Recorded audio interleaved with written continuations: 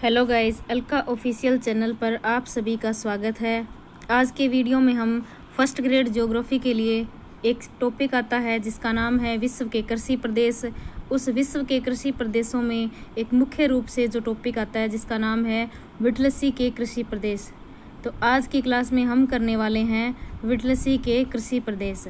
तो चलिए शुरू करते हैं। विटलसी के कृषि प्रदेश जो कि 1936 के अंदर विटलसी के द्वारा बताए गए थे।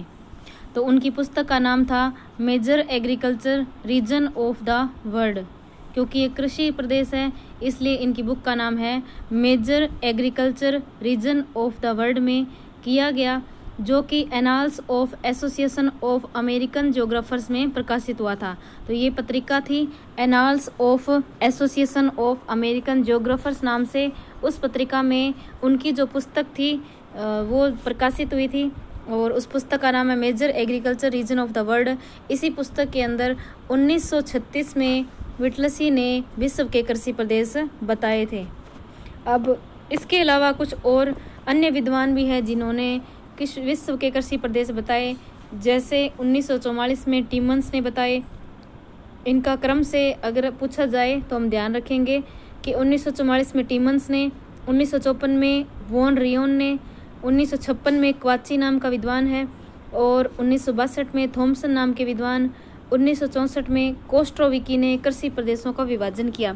जैसे विटलसी हमारे लिए इम्पोर्टेंट है वैसे कोस्ट्रोविकी भी कुछ हद तक इम्पोर्टेंट है। जैसे 1964 में कोस्ट्रोविकी ने कृषि प्रदेशों का विभाजन किया। विटलसी के कृषि प्रदेशों के 5 आधार बताए गए हैं। तो वह 5 आधार जो मोस्ट इम्पोर्टेंट है कि उन्होंने कृषि प्रदेशों के कितने आधार बताए, ये पूछा जाए तो वो हो जाएगा 5 आधार। और कौन से आधार है और कौन से नहीं है तो हम ध्यान रखेंगे। जो 5 आधार बताए गए हैं वो हम पढ़ लेते हैं। जैसे नंबर 1 है फसलों व पशुओं का साहचर्य। तो विटलसी महोदय ने सबसे पहला आधार उन्होंने बताया है कि फसलों एवं पशुओं का साहचर्य। दूसरा है भूमि उपयोग की गहनता। भूमि उपयोग की गहनता का मतलब है उसकी उत्पादन विधि क्या है, उसके अंदर पशु उत्पादन कैसा होगा, ये सभी उसकी भूमि उपयोग की गहनता में बताया गया है। फिर है तीसरा भूमि में श्रम पूंजी संगठन का विनियोग। भूमि में श्रम जो परिश्रम लगता है, जो भी मजदूरी लगती है वो, उसके अलावा पूंजी उसमें कितना पैसा लगता है और संगठन उन सभी का विनियोग, ये उसके अंदर तीसरे आधार में आता है।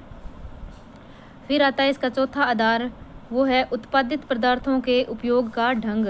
उत्पादित पदार्थों के उपयोग का ढंग, जो उत्पादित पदार्थ है, जो फसल उत्पादित हुई है उसका उपयोग करने का क्या तरीका है, वो उसके अंदर चौथे आधार में बताया गया है।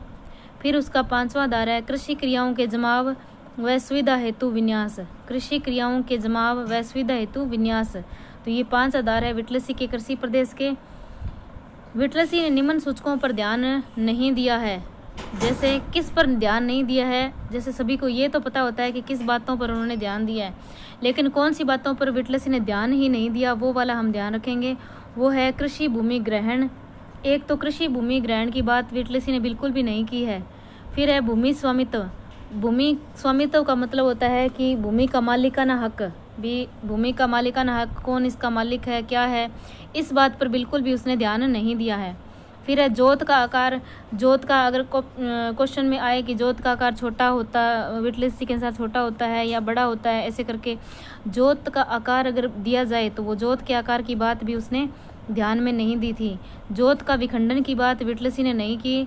काश्तकार की धर्म भावना, काश्तकार की क्या धर्म भावना है, ये भी, इस बात पर भी विटलसी ने कोई ध्यान नहीं दिया। और सरकार का स्वरूप कैसा है कृषि के लिए, वो भी उसने ध्यान नहीं दिया। तो इसके अंतर्गत विटलसी ने जो भी जिस सूचकों पर ध्यान नहीं दिया है वो यहाँ पर 6 पॉइंट मैंने दे रखे हैं, तो आप देख लेंगे।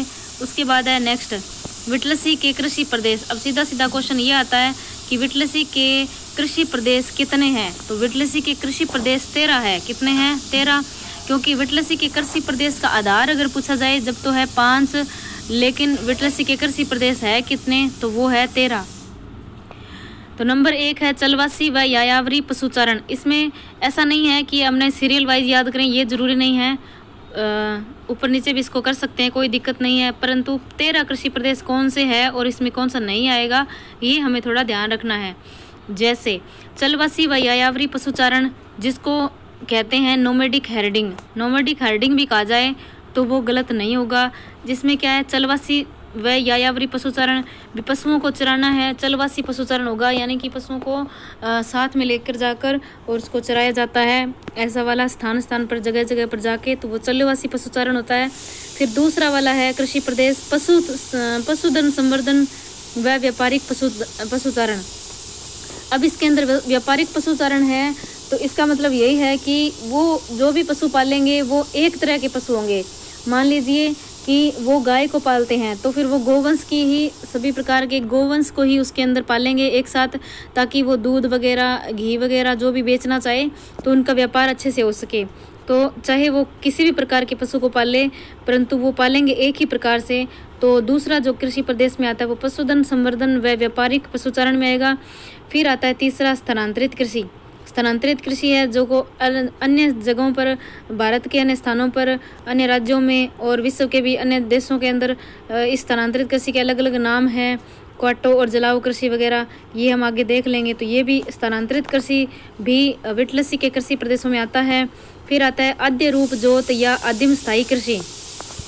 आद्य रूप जोत या आदिम स्थायी कृषि का जब भी नाम आए, आदिम स्थायी कृषि यानी वो खेत तो उनके स्थायी होंगे कि वो एक ही जगह पर रुक कर वहाँ पर खेती करेंगे, लेकिन वो आदिम स्थायी कृषि है। आदिम का मतलब है जो प्रारंभिक स्थायी कृषि होती थी शुरुआत में, जब से ये कृषि करना शुरू हुआ था, वही चीज़ है आदिम स्थायी कृषि में आती है। उसके अंदर ये था कि नए नए कोई भी प्रकार के यंत्रों का कोई भी प्रयोग नहीं किया गया था, जो भी उनके पास औजार होते थे उनसे वो खेती करते थे, तो वही था आदिम स्थायी कृषि, तो वही है। उसके बाद है चावल प्रधान गहन निर्वाह कृषि। पांचवा, चावल प्रधान गहन निर्वाह कृषि को कहते हैं सावा कृषि, या उसको कुदाल संस्कृति भी कह सकते हैं, या उसका दूसरा नाम है खुरपी कृषि। खुरपी कृषि भी उसके अंदर किया जा सकता है। तो ये चावल प्रधान, दो प्रकार की कृषि है, एक तो चावल प्रधान गहन निर्वाह कृषि और दूसरी है चावल विहीन गहन निर्वाह कृषि। जहाँ पर चावल प्रधान होगा तो इसका मतलब ये है कि वहाँ पर चावल की अधिकता होगी, यानी वहाँ पर चावल बहुत सारे होंगे, यानी सिर्फ चावल की ही फसल ज़्यादातर उसके अंदर होगी। और वैसे भी सावा कृषि को याद रखने के लिए एक ट्रिक है कि जैसे चावल सावा जो निकालते हैं शादी ब्याह में, जो सावा निकालते हैं उसके अंदर चावल का हमारे बहुत महत्व होता है, चावल को हम शुभ मानते हैं, तो उसमें चावल का ही तिलक करते हैं। तो ये इसको याद रखने का ये तरीका है कि चावल प्रधान जो होता है, जहाँ पर चावल की कृषि होती है, उसकी कृषि को कहते हैं सावा कृषि, ठीक है, उसको कहेंगे सावा कृषि। और जो चावल विहीन होगी उसमें चावल के अलावा जो भी होगी, चाहे जैसे गेहूँ है या कोई और फसल है, तो वो हो जाएगी। तो चावल प्रधान का याद रखेंगे सावा कृषि, या उसको कुदाल संस्कृति भी कहते हैं, क्योंकि जब हम चावल को इतना बोएंगे तो कुदाल की जरूरत पड़ेगी या खुरपी की जरूरत पड़ेगी, है ना, तो कुदाल संस्कृति या उसको खुरपी कृषि भी कहा जाता है। फिर है छठा, चावल विहीन गहन निर्वाह कृषि, जिसमें चावल के अलावा जो फसल होगी जैसे गेहूँ है तो उसमें बोई जाएगी। फिर है सातवां है व्यापारिक बागायती कृषि। बागायती कृषि जो होती है वो भी व्यापारिक प्रकार से है, उसमें भी नॉर्मल नहीं है कि जैसे घरों में कर लिया, या फिर नॉर्मल जो खेतों में व्यापारिक जो बागायती कृषि बागान लगाए जाते हैं, जो चाय के बागान लगाए जाते हैं, गन्ने के बागान लगाए जाते हैं, वो सब जो होता है वो बागायती कृषि में आता है। तो वो बागायती कृषि में तो यही है, इसी के अंदर भी एक ही टाइप की उसमें फसल होती है। जैसे इन्होंने गन्ना लगा लिया तो पूरे खेत में वो गन्ना ही लगाएंगे और वो बड़े बड़े उसके अंदर बागान होंगे, और या फिर चाय लगा ली तो चाय का ही उसके अंदर पूरे क्षेत्र में बागान होगा, और वो व्यापारिक उद्देश्य के लिए किया जाता है। क्योंकि ये बात है कि इतना ना तो गन्ना हम घर पे रख सकते हैं, ना ही हम इतनी सारी चाय इकट्ठी साथ में घर पे रख सकते हैं। तो ये बागायती कृषि में जैसे कि कॉफ़ी है, कॉफ़ी इतनी सारी भी घर पे नहीं रख सकते हैं, यानी उसको बेचने की दृष्टि से उसको उगाया जाता है, तो वो होती है व्यापारिक बागायती कृषि। फिर है भूमध्य सागरीय कृषि। भूमध्य सागरीय कृषि तो वही है जो सभी महाद्वीपों के पश्चिमी भागों में 30 से लेकर 45 डिग्री अक्षांशों के बीच में, कहीं कहीं पर 30 से 40 भी देते हैं और 30 से 45 भी है, तो भी गलत नहीं होगा। तो हर महाद्वीप के पश्चिमी क्षेत्र के अंदर जो 7 महाद्वीप है, उन 7 में से 6 महाद्वीप है, 6 महाद्वीपों में उनके पश्चिमी भागों में जो है 30 से लेकर 45 डिग्री के आसपास जो भी कृषि की जाती है वो भूमध्य सागरीय कृषि होती है, क्योंकि भूमध्य सागर जो है 30 से लेकर 45 डिग्री अक्षांश के बीच में ही है, ठीक है। और वहाँ पर जो है जो कृषि की जाती है जैसे यूरोप और जो अफ्रीका है उसके बीच में भूमध्य सागर आता है, तो उसके आसपास जो भी कृषि की जाती है वो खट्टे फलों वाली कृषि की जाती है, क्योंकि उनकी जो जलवायु है वो उसी टाइप की है, CS प्रकार की जलवायु है वहाँ पर।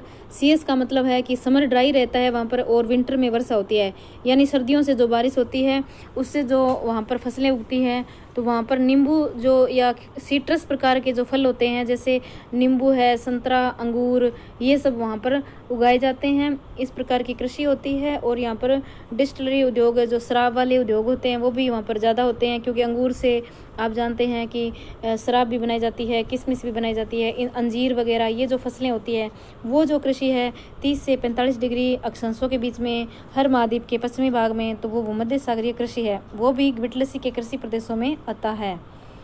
फिर आता है अगला व्यापारिक अनाज कृषि या विस्तृत कृषि। व्यापारिक अनाज कृषि या विस्तृत कृषि जो है ये भी इसमें भी ये होता है कि जैसे एक तो अनाज वो होता है अनाज कृषि करना कि जैसे नॉर्मल किसान जो है अपने खेतों में अनाज बोते हैं और अपने घर के लिए गुजारे करने के लिए अपनी खुद की अपना मतलब एक साल आराम से उनका निकल जाए, इसलिए वो कृषि करते हैं, मतलब खुद के उनका भरण पोषण करने के लिए करते हैं। एक तो वो होता है, वो व्यापारिक में नहीं आता है। लेकिन एक होती है व्यापारिक अनाज कृषि जो स्पेशल व्यापारिक ही है, सिर्फ व्यापारिक है, यानी उस सिर्फ बेचने के लिए उसमें अलग से कृषि की जाती है, तो वो अनाज कृषि है। विस्तृत कृषि ये है क्योंकि बहुत बड़े बड़े क्षेत्रों में उनका मैदान जो होता है खेत का बड़ा होता है, तो इसलिए वहाँ पर विस्तृत कृषि हो जाएगी वो।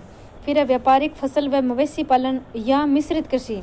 मिश्रित कृषि का नाम आपने सुना ही होगा, क्योंकि मिश्रित कृषि का मतलब ये कभी नहीं होता कि 2-3 प्रकार की फसलों को मिक्स करो और बो दो, ये उसका गलत हो जाएगा। तो मिश्रित कृषि जब भी नाम आए तो हमें ध्यान रखना होगा कि कृषि के साथ साथ उसमें पशुपालन भी किया जाता है। कृषि के साथ साथ जब पशुपालन किया जाता है वो भी व्यापारिक उद्देश्य के लिए किया जाता है, यानी वहाँ पर जो कृषि होगी वो भी व्यापारिक, यानी उस कृषि को बेचने के उद्देश्य से उसको उगाया जाता है, और जो पशुपालन भी होंगे वो भी वहाँ पर जो है व्यापारिक उद्देश्य से किए जाएंगे, ये भी हम ध्यान रखेंगे। तो व्यापारिक फसल और मवेशी पालन, इसका मतलब पशुपालन, जब दोनों को मिक्स करके साथ में कृषि की जाती है व्यापारिक उद्देश्य के लिए, तो हम उसको कहते हैं मिश्रित कृषि। उम्मीद आपको ये समझ में आ गया होगा। फिर है नेक्स्ट पॉइंट है निर्वाहक फसल व पशुपालन, पशुधन पालन। अब देखिए जो हमने 10वां पॉइंट पढ़ा है व्यापारिक मिश्रित कृषि वाला, वो और एक निर्वाहक फसल, बात तो एक जैसी लग रही है, लेकिन वो ऊपर वाला व्यापारिक था और ये वाला है निर्वाहक है। तो वो तो सिर्फ बेचने के उद्देश्य से था, लेकिन ये निर्वाहक जो वाला है ये भी मिश्रित जैसा ही है, लेकिन ये विस्तृत नहीं होगा, क्योंकि इसमें भी फसल के साथ पशुधन भी पालन किया जाता है। जैसे ये नॉर्मल होता है निर्वाहक, जैसे ये सिर्फ अपने घर का गुजारा करने के लिए किए जाते हैं, किसान अपने परिवार का भरण पोषण करने के लिए इस प्रकार की कृषि कहते हैं। जैसे नॉर्मली हम देखते हैं कि किसान जो है खेतों में फसल बो देगा, साथ ही में अपने घर में या अपने खेतों में जो है पशु को भी पाल लेता है, ताकि वो उस मतलब वहाँ खेतों में जो घास फूस होता है उनसे वो अपने पशुओं को भी पाल लेता है आराम से, तो उनका घर के लिए दूध वगैरह ये भी उनको आराम से प्राप्त हो जाता है। तो वो सिर्फ उनका निर्वाहक है, ऐसा नहीं है बेचता। मान लिया कि उन्होंने चलो ठीक है घरों में कुछ घरों में वो दूध भी बेच लेता है, लेकिन उससे व्यापार नहीं होता है, वो व्यापारिक में नहीं आएगा, वो मिश्रित में नहीं आएगा। मिश्रित में कौन सा आएगा? जिसमें बहुत सारे पशु इकट्ठे पाले जाते हैं। मिश्रित में ये होता है कि जैसे मिश्रित में ये होता है कि एक खेत के 3 पार्ट कर देते हैं वो, ठीक है, उसको 3 खेत प्रणाली भी एक तरीके से कह सकते हैं। तो उसमें ये होता है कि खेत के 3 पार्ट हो गए, तो उसमें एक खेत में तो वो अपना फसल को मतलब उत्पादित करेंगे, ठीक है, फसल को उत्पादित करेंगे वो भी व्यापारिक उद्देश्य से। फिर उसका दूसरा खेत होगा, उसके अंदर वो पशुओं को पालेंगे, वो भी व्यापारिक उद्देश्य के लिए, जैसे एक ही प्रकार के पशुओं को पाल लेंगे। फिर एक जो क्षेत्र होता है उसको प्रति छोड़ देते हैं, खाली छोड़ देते हैं। प्रति छोड़ने के बाद ये होता है कि कुछ कुछ जो क्षेत्र होता है वो कई बार ये होता है कि जैसे प्रति छोड़ने के बाद जैसे एक क्षेत्र में हमने फसल की थी, उस फसल में उगाने के बाद जैसे कुछ टाइम बाद उसकी उपजाऊपन कम हो जाता है, तो उस खेत वाला जो क्षेत्र है ना उसको बदल देंगे, वो खेत फेर बदल कर लेंगे, फसलों का एर बदल।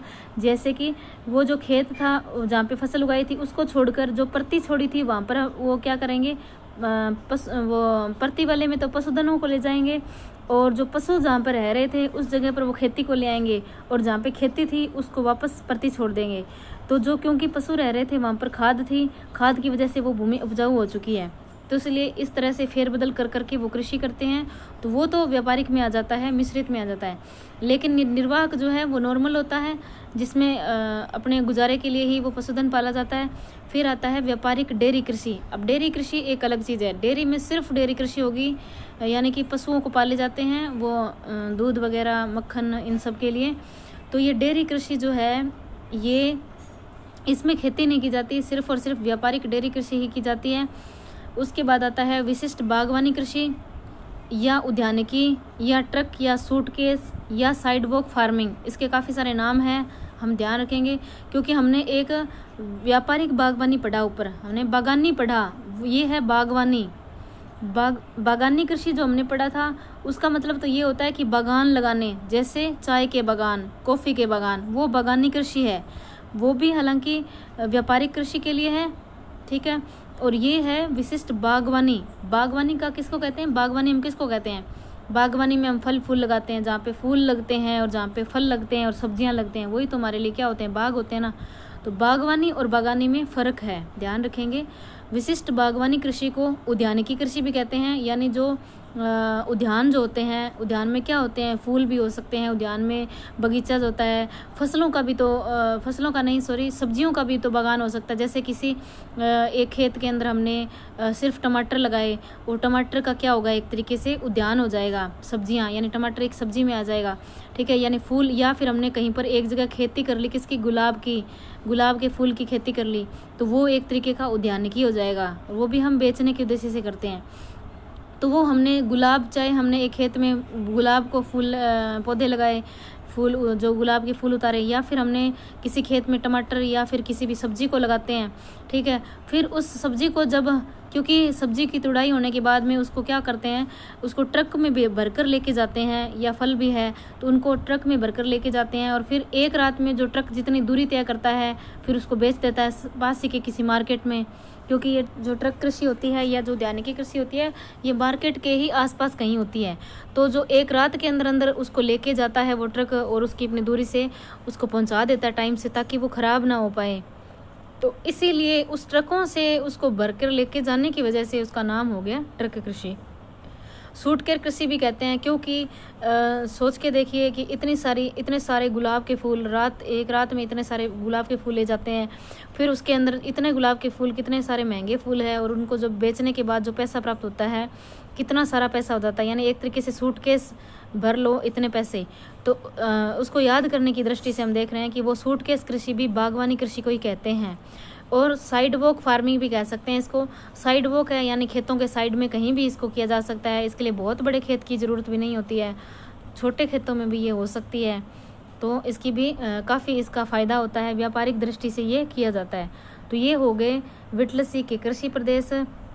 इसमें हमें थोड़ा ये एक अलग सी बात है कि ये जो 13 कृषि प्रदेश है उनमें से 5 ऐसे हैं, इनको आप सभी अपने हिसाब से छांट लेंगे कि कौन से 5 हैं जिनमें पशुपालन किया जाता है। ऐसा नहीं है कि सिर्फ व्यापारिक पशुपालन में ही पशुपालन किया जा रहा है। आप देख लीजिए, मिश्रित में भी पशुपालन होता है, पशुधन संवर्धन और व्यापारिक पशुचारण वाले में भी पशुधन होता है, और जो अपने निर्वाह वाले में करते हैं उसमें भी पशुधन पालन होता है। ऐसे करके कुल मिला के 13 में से 5 ऐसे हैं जो कृषि प्रदेश जिनमें पशुपालन किया जाता है। अब जैसे नंबर 1 है यायावरी पशुचारण, जिसको हम चलवासी पशुचारण हमने पढ़ा था। तो यायावरी वही होते हैं जो चलवासी पशुचारण करते हैं। यायावरी एक जनजाति है, और वैसे भी जो चलवासी पशुचारण करते हैं उनको यायावरी ही बोलते हैं। तो ये पहला नंबर है, हम पढ़ने वाले हैं, तो शुरू करते हैं। तो प्राचीन कृषि व्यवस्था है, ये क्या है? चलवासी पशुचारण। हमने कितने पुराने टाइम से हम पढ़ रहे हैं इसको कि चलवासी पशुचारण होता है, पशुओं को साथ साथ में लेके जाते हैं और उसके बाद वो ऐसे करके पशुचारण करते हैं। तो ये प्राचीनतम कृषि व्यवस्था है और कृषि व पशुचारण का सरलतम रूप है, एकदम बिल्कुल नॉर्मल सरलतम रूप है। ये वर्तमान में शुष्क व अर्ध शुष्क क्षेत्रों में विकसित हुआ है। ये इसकी इम्पोर्टेंट बात है कि जो ये चलवासी पशुचारण है वो होता कहाँ पर है। वर्तमान में अगर देखा जाए तो ये शुष्क क्षेत्र और अर्ध शुष्क क्षेत्रों में विकसित हुआ है। टुंड्रा प्रदेशों में भी ये प्रचलित है। शुष्क वाले क्षेत्रों में कैसे? क्योंकि यहाँ पर बारिश बहुत कम होती है, और बारिश कम होने की वजह से वहाँ पर एक ही जगह पर उनको जो है पशुओं के लिए चारा नहीं मिल पाता है, तो वो पशुओं को साथ लेकर जाते हैं, घूमते घूमते उनको पशुओं को चराते हैं। तो ये जो है उनका उनका ठिकाना भी एक जगह नहीं होता है, वो एक जगह से दूसरी जगह से चलते रहते हैं। तो ये शुष्क और अर्धशुष्क क्षेत्रों में, उसके अलावा टुंड्रा प्रदेशों में भी ये प्रसिद्ध है। टुंड्रा में क्यों है? क्योंकि टुंड्रा में हम जानते हैं सबसे ऊपर वाला प्रदेश टुंड्रा है, ध्रुवीय के पास वाला, जिसमें कोई भी प्रकार का कोई पेड़ पौधा नहीं होता है। वहाँ पर काई, लाइकेन ये सभी होते हैं। बहुत कम इसमें जो है जो एक ही जगह पर चारा पशुओं के लिए मिलना बहुत मुश्किल होता है, इसलिए फिर इन यहाँ पर चलवासी पशुचारण करना पड़ता है। अब इसके भी प्रमुख 6 क्षेत्र हैं। कौन से 6 क्षेत्र हैं जो कि चलवासी पशुचारण के अंतर्गत है? अभी इसके अंदर ये अच्छी बात बता रखी है कि चलवासी पशुचारण हमारे विश्व में कहाँ कहाँ पर होता है। इसके 6 क्षेत्र दे रखे हैं, तो हम ध्यान रखेंगे। नंबर 1 है उत्तरी अफ्रीका, जहाँ पर ये चलवासी पशुचारण होता है। फिर है पूर्वी अफ्रीका, अफ्रीका का भी पूर्वी हम ध्यान रखेंगे, जहाँ पर ये चलवासी पशुचारण होता है। तो उत्तरी अफ्रीका का पढ़ लेते हैं। मोरिटोनिया से लेकर पश्चिमी इथियोपिया तक इसे साहेल क्षेत्र भी कहा जाता है। ध्यान रखेंगे, उत्तरी अफ्रीका वाला क्षेत्र जो मोरिटोनिया से लेकर पश्चिमी इथियोपिया तक होता है, उसको साहेल क्षेत्र भी कहा जाता है, जिसके अंदर माली देश आएगा, मारिटोनिया देश है, और नाइजीरिया है, चाड, इथियोपिया, अल्जीरिया, लीबिया, सूडान। इसको आप नक्शे में देखेंगे कि माली कहाँ पर है। उत्तरी अफ्रीका में नाइजीरिया, नाइजीरिया, चाड, इथियोपिया, अल्जीरिया, लीबिया और सूडान। यहाँ पर भेड़ व बकरी पशु प्रमुख जो है पशु है। जो उत्तरी अफ्रीका में ये जो साहिल क्षेत्र है, उसमें जो ये चलवासी पशुचारण किया जाता है, उसके अंदर वो पशुओं को चला के लेके जाएंगे, तो वो कौन से पशुओं को पालेंगे ऐसे करके?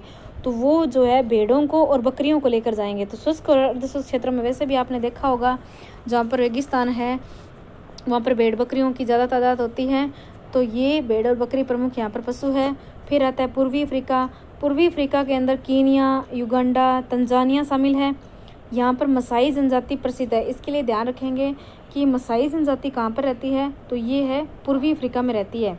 यहाँ पर गाय प्रमुख फसल है। मसाई जनजाति गाय को बहुत ज़्यादा पालती है। आप कभी भी यूट्यूब पर सर्च करके देखना कि जो मसाई जनजाति है वो गाय को बहुत पालती है, और ये गाय का खून भी पीती है। पता नहीं कैसे इनका सिस्टम बनाए हुए, ये गाय को मारते भी नहीं हैं, और ये गाय का जो है जो ब्लड है ये निकाल के पीते रहते हैं। मतलब थोड़ी इनकी जनजाति इसी टाइप की क्रूर जनजाति है ये। और ये रहती कहाँ पर है? पूर्वी अफ्रीका में। जब हम जनजाति टॉपिक पढ़ेंगे तो ये मसाई जनजाति पूछी जाती है कि अफ्रीका के कौन से भाग में है, तो वो पूर्वी अफ्रीका में रहती है। तो यहाँ पर चलवासी पशुचारण भी करते हैं। तो ये जो कौन से पशुओं को चला कर लेके जाते हैं ये पशुओं के लिए, तो वो गाय है ना, उसको लेकर जाते हैं। जैसे उत्तरी अफ्रीका में था भेड़ और बकरी, और ये है गाय। फिर इसका तीसरा क्षेत्र है मध्य एशिया के पठारी भाग।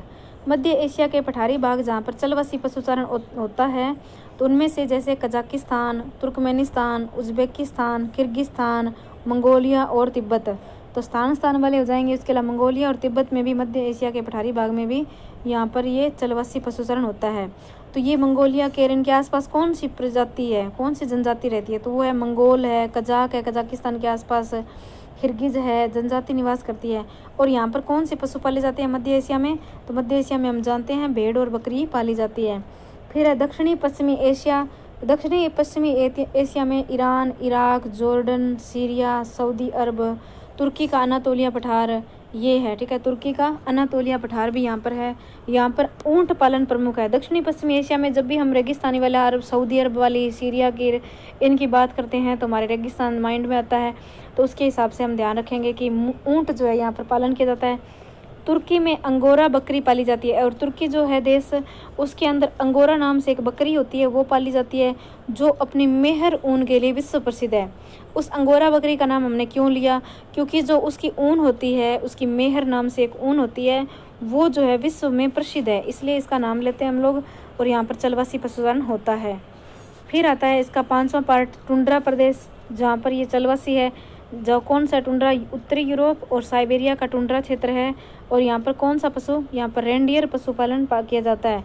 तो चलवासी पशु रेंडियर जो होता है वो कैसा होता है, तो आप कभी देखना, रेंडियर जो होता है कुत्ते जैसा लगता है देखने में, और जैसे अपने जो एक गाड़ी होती है उसके पीछे बांधी जाती है, स्लेज गाड़ी बोलते हैं उसको, उसके पीछे बांध देते हैं, और वो बहुत स्पीड से मतलब भागता है। क्योंकि ये टुंड्रा प्रदेश क्या है, बर्फीला इलाका है, और उस बर्फीले इलाके में कोई भी पशु ऐसे चल नहीं सकता है। मतलब भारी अगर पशु हो तो वो नहीं चल पाएगा, उसमें उसके अंदर पैर चले जाएंगे। तो लेकिन ये थोड़ा ज़्यादा भारी नहीं है, हल्का ही है।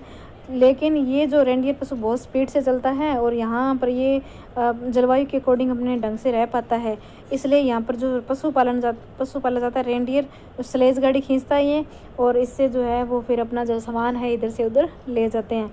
फिर आता है उच्च पर्वतीय प्रदेश। उच्च पर्वतीय प्रदेश जहाँ पर चलवासी पशुचरण है, जैसे हिमालय है, आल्प्स है, रोकीज है। ये जो पर्वत है आल्प्स, हिमालय और रोकीज पर्वतों में भी ये चलवासी पशुचरण होता है, क्योंकि आप जानते हैं कि जो चलवासी पशुचरण कहाँ पर होगा, ज़रूरत किसको होगी, तो वहाँ पर या तो रेगिस्तान हो, या फिर कहीं पर बर्फीला इलाका हो, या फिर कहीं पर पहाड़ी इलाका हो, यानी उबड़ खाबड़ जो क्षेत्र है ना, वहीं पर ही क्या है चलवासी पशुचारण हो सकता है। क्योंकि जहाँ पे उबड़ खाबड़ होगा तो इसका मतलब वहाँ पर खेती ढंग से नहीं हो पाएगी, कृषि जहाँ पर ढंग से नहीं हो पाएगी तो उनके पशुओं के लिए कहाँ से चारा आएगा। तो इसके लिए उनको पशुओं को चलाकर उनको इधर से उधर लेके जाना पड़ता है, उनके खुद का पालन पोषण उन्हीं से होता है, उन्हीं पर वो डिपेंड होते हैं। तो इसी के अकॉर्डिंग जो चलवासी पशुचारण है इन इलाकों में होता है। तो ये 6 प्रदेश हमने उसके कर लिए हैं।